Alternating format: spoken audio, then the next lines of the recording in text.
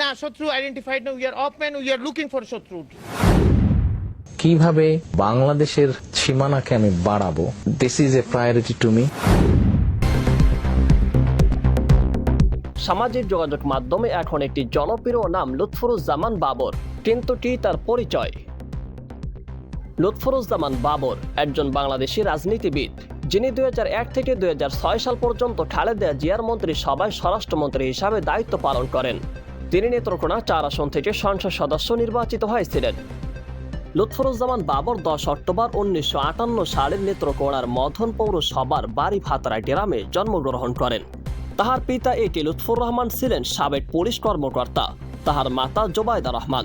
4 ভাই ও 3 বোনের মধ্যে বাবরই হল 3য় নম্বরে।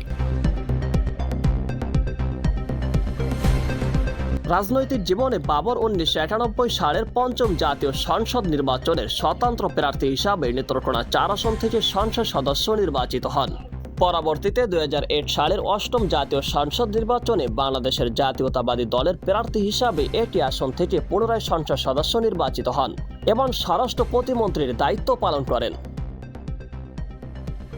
লুৎফুরুজ্জামান বাবর 2004 সালের 21শে আগস্ট গ্রেনেড হামলা মামলায় অভিযুক্ত হন এবং 2018 সালের 10 অক্টোবর এই মামলায় তাকে মৃত্যুদণ্ড প্রদান করা হয়। এছাড়া 2004 সালের 10 ট্রাক অস্ত্র মামলায় তিনি অভিযুক্ত হন এবং মৃত্যুদণ্ডে দণ্ডিত হন। যারা এনেছে বা যেই চক্র এনেছে তারা ডেফিনেটলি এই দেশের এই জনগণের শত্রু। তো আমরা বর্তমান অবস্থাতে এটা অত্যন্ত খুব আর্লি আমাদের জন্য টু কমেন্ট সামথিং। আমরা এটাকে ইনভেস্টিগেট করছি। ইতিমধ্যে কিছু লোককে গ্রেপ্তার করা হয়েছে। আমরা দেখছি 5 জনকে গ্রেপ্তার করা হয়েছে এবং আরো গ্রেপ্তারের জন্য ইতিমধ্যে বেশ কয়েকটা টিম আমাদের কাজে নেমে গেছে। তারা খুঁজছে আরো কিছু লোক। ব্যক্তিগত জীবনে লুৎফুর রহমান বাবরের স্ত্রী তহমিনা জাহান শ্রাবণী 2018 সালের একাদশ জাতীয় সংসদ নির্বাচনে বিএনপির প্রার্থী হয়েছিলেন। তাদের এক পুত্র লাবিব ইবনে জামান এবং এক কন্যা তাসফিয়া বিনতে জামান। বাবর 2007 সাল থেকে কারাবন্দী ছিলেন।